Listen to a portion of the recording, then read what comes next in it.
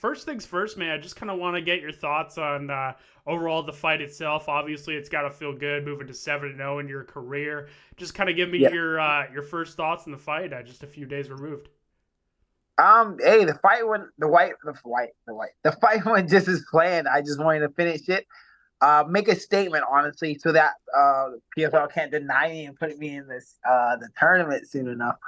Honestly, or just keeping me on the fight card. If I'm not in the tournament, just keep me active on the fight cards, fight at least 3 times a year, just so that I can at least build up my support fan base as well within the PFL. But the fight itself, like I said, it went by as planned. Um, First round knockout, which was fantastic. I can only what's better than that, honestly, And I've when it watched the comes to fight fight. a few times now, and you kind of baited him into that uppercut, right? He was pushing forward, and you caught him at the perfect time. Was that something Yeah. that you expected as you were preparing for this fight, or was that just something that instinctually you kind of just reacted to? So I've been with Mark. I've been training some dirty. Well, not because I want to, but that's pretty much Mark's game. Is he like to do dirty boxing sometimes? Like he gets in the pocket, dirty boxing, throws some elbows. Of course, in PFL, I can't throw the elbows, so I've been learning how to do a lot of striking from the clinch and keeping my punches short. And so when it happened in the fight, it was like, okay, I prepared for this, even though I didn't think it was going to actually come to this point. I'm prepared for the unexpected at all points when it comes to the fight, so that things like this can happen. So yeah, when it happened in the fight, like I said, I've already prepared for it with Mark outside and training, doing some dirty boxing. So when I seen him pushing forward, I knew that if I created a little bit of space, that uppercut would be waiting for him.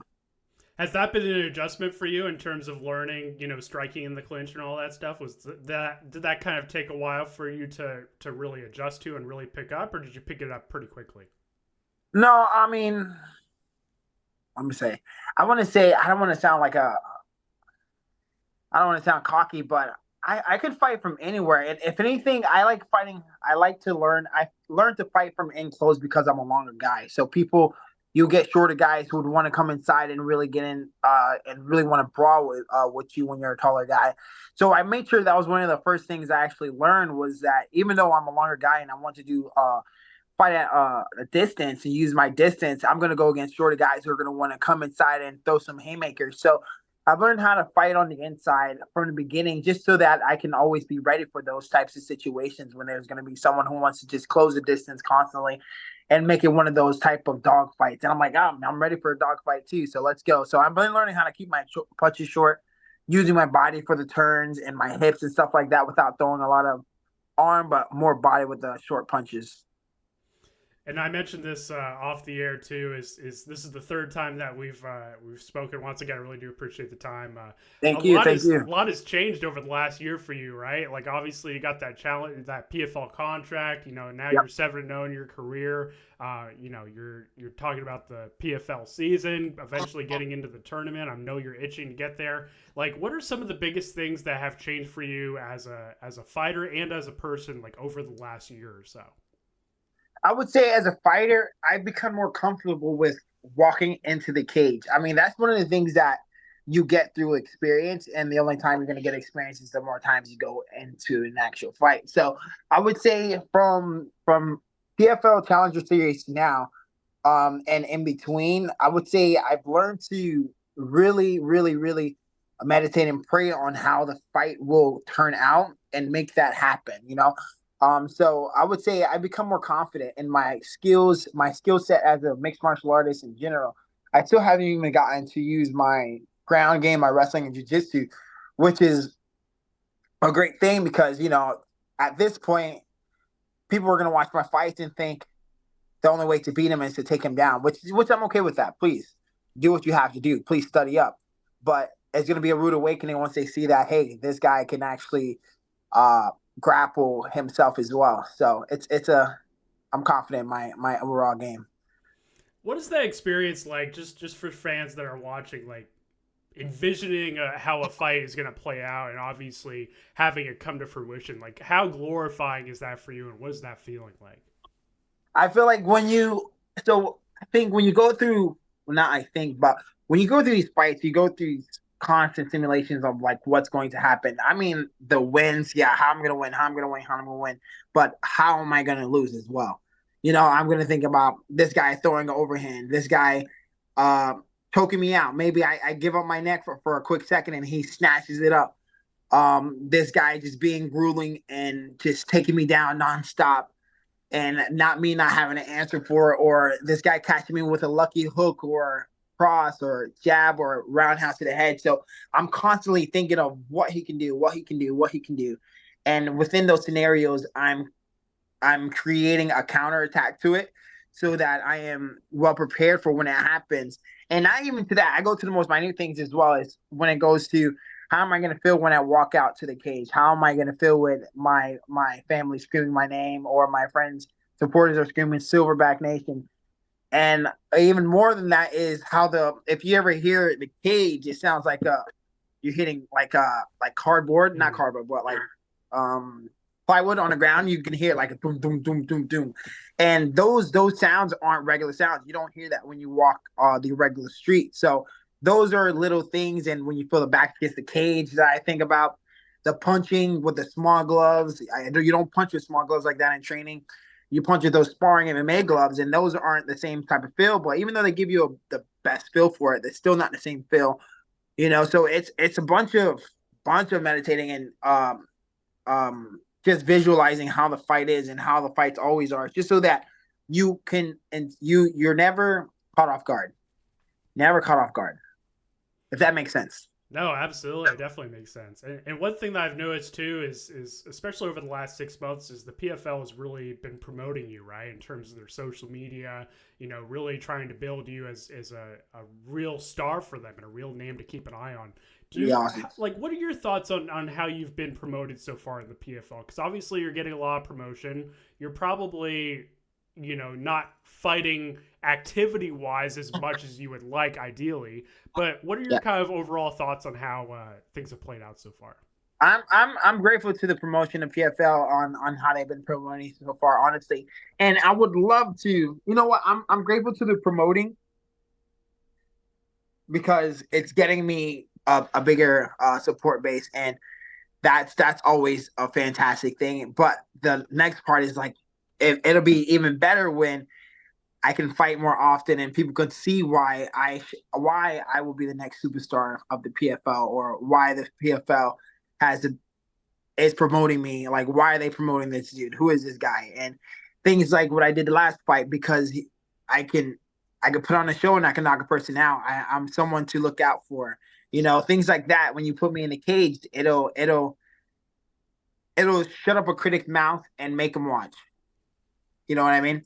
So that's so I'm very grateful to the promoting itself and what they're doing so far, because why, like, it's a great thing. It's definitely helping me out as a fighter and influencer. But second part about it is, let's get me in the cage so that I can back that up, on why I'm the next big thing. And when you kind of envision, like, in terms of like how the rest of this year is going to play out, do you kind of see yourself fighting a couple more times this year against higher difficulty opponents and then moving into the tournament next year? I hope so. Or what is kind of your plan? There's 2 points. There's two ways that I see it. That is that, yes, I keep fighting higher level opponents that who are ready to shut my train down. Oh, I love that. Please try. Do your best. And oh, well, I'll shut them down. And yeah, please do that. I want you to have that mentality, because it's going to be harder for me to find fights, at my level, at records around me. So I'm going to probably most likely gonna have to go against higher level guys, not higher level as in higher than me, because I don't honestly think that's many people higher, but just higher in general when it comes to experience and with more records. So there's that way, but then there's also the I could become an alternate. And just like what happened to um Delano Taylor when he first went into the PFL, he was able to fight at the end in the finals tournament. So there's me fighting against higher level opponents, but there's always me open to the fact that, hey, be ready. You can be called up to be put into the tournament at any moment, because injuries happen, visa issues happen. People just back out, people get sick. So there's always a problem, and there's always something. And You know, never know what God's plan is, but always be ready for what the plan may be. And have you and your team spoken with the PFL in terms of being an alternate? Like, has that been something that's been discussed at all? I mean, I haven't spoke to them directly Mm. as a fighter myself, but I have been making sure that my manager has. So I don't know what the conversations have been, so I can't really elaborate more on that. But it's definitely been something that I've told them to mention, and you know that I've said, hey, listen, I'm ready myself. So as a fighter, I am ready to go into the tournament. I'm ready to fight anyone. I'm ready to fight everyone, honestly, and I'm excited to do that too. And I'm inviting anyone to try and destroy my train, my hype train, if they would like to. If you know, I welcome you to that, so that I can show you why it's a hype train. And and like I said, if they are talking about it, I'm definitely all for it. But hey, if the PFL has a plan, then I'll stick out with their plan as well. A few more questions for me, man. Once again, I really do Go ahead. appreciate the time. It's always No great to chat worries. with you. Always great to catch up. I want to get your thoughts on the PFL Bellator merger. Obviously, it's kind of I don't want to say old news at this point, but it's been kind of a thing that's been in the works for a while. And a great thing for somebody like you is now you have so many different options, right? Like Exactly. the roster Exactly. is bigger. You could always go into the Bellator Champion Series if you really wanted to for fights. Like in terms of like just kind of getting more activity, like how exciting is that for you? I love it. I honestly think it's a fantastic thing. First of all, it helps grow the PFL as an organization, which is better for the fighters itself within the PFL who want to make a bigger name for themselves. And then on the other end, it's for fighters who have a difficult time finding fights. There's more of a pool and a roster pool to pull out fighters to keep you active. So if you say that this is anything but fantastic for the PFL as a fighter, then I don't know. Maybe you're scared. Maybe you're scared of the unknown, and you don't like new and exciting things. And I don't know how you can be a fighter if you're not ready for exciting new things. You know what I mean? So I think this is fantastic for the PFL, and as a fighter, it's fantastic for us because, again, like you said, we have more options. We have more options now. So if there's always going to be a guy that pulls out, but then there's 100 other guys that we could ask who wants to fight and wants to step up who are eager to fight as well. So I think it's a fantastic thing that the PFL is bought Bellator and they've merged as an organization. And at the end of the year, they do that pay per view where they do champion against champion. Because at the end, we say we want to be. I was just saying this the other day. We say we want to be world champions, and there's only so many high level organizations out there. So when you can have organizations against organization fight each other, and then you actually be the winner of that organization, how many more organizations do you have to be fight to say that you're literally the best in the world? You know, so I think it's a fantastic because it gets us that one step closer to actually fulfilling that best in the world title. And one stylistic matchup, at least for me, that really interests me potentially over the next year or so for you is a potential fight with Cedric Doumbé. Like, is that a fight that could potentially be really interesting Yeah, for you? for Have you thought sure. about it? Yeah, I've thought about it. I actually was thinking about it for a couple months ago. I was Yeah. like, I think it was when he fought against I Oh, think he's Jordan Zebo no, it's in Paris. he just fought, but he had a splinter in his foot and it Oh yeah, stopped. yeah, yeah, yeah. So yeah, I honestly wanted to fight him. I think it was that one or the fight before where he was kind of like looking for an opponent, and they hadn't mentioned opponent yet for him, and I was like, let's get it going. Like, let me fight him. I would love to fight him because his record is around mine. He has a very big name for himself.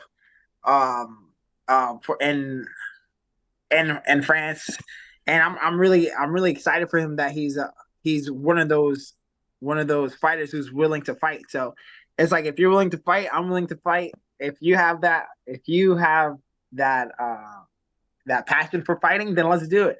I want to fight. I like look, let's do it. And you're a high level guy. You're world champion in kickboxing, Muay Thai, one of those two.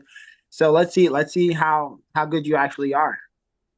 And we actually were just talking about this today too, in training about me going against him if I Rager, be. I'm a mind reader. Yeah, I would love for that to happen. Love for it to happen. I doubt it happen anytime soon, but I would love to happen. Absolutely, man. Well, you never know because obviously Cedric's another guy that's kind of had challenges in terms of finding opponents too, right? Like as you mentioned, so that could potentially Really? be a matchup that could Hey, make a lot of they sense. know I'm ready. They should know I'm ready to fight. That's what's up, And man. he talks trash, and I love that. I love that he talks trash, and that just gets me more amped up to fight someone when they talk trash. So it'll be better to have an opponent like that. Absolutely. Well, Thad, I appreciate the time, man. Before we wrap things up here, I want to give you the platform to shout out your sponsors you're working with, your team, all that good stuff, your fan base. I'll give you the final word. Hey, thank you. I appreciate you for having me on. I want a big shout out to FAT, which is a mental health institute that's helping out people who are dealing with mental health, drug abuse, things like this, alcohol abuse. They are actually diving down to the root of the problem when it comes to just at home situations and just brain scans and looking at how they can help people turn around for a better life, better future, a better today. And also IHP, which is my Institute of Human Performance, my strength conditioning spot, Jason Santana and Rio Santana was actually my personal coach who's actually helped me get ready for this fight. And honestly, like, every fight I feel 10 times better after doing these training sessions with them. And then my fight school, my fight team, Fight Sports Different Beach with Jay Z and Daniel Mendez. I love those guys, and I just love the whole team and everyone out there. So I appreciate everyone for supporting me, the Silverback Nation. Hey, look, they say it's a hype train, but we know that we're going all the way to the top, baby. So I appreciate you all, and thank you for having me on. Absolutely, Thad. It was great to chat with you again. Great to catch up, and I'm sure we'll chat again. Let's definitely book something ahead of your next fight, man. I appreciate it. Let's get it. I appreciate you, brother.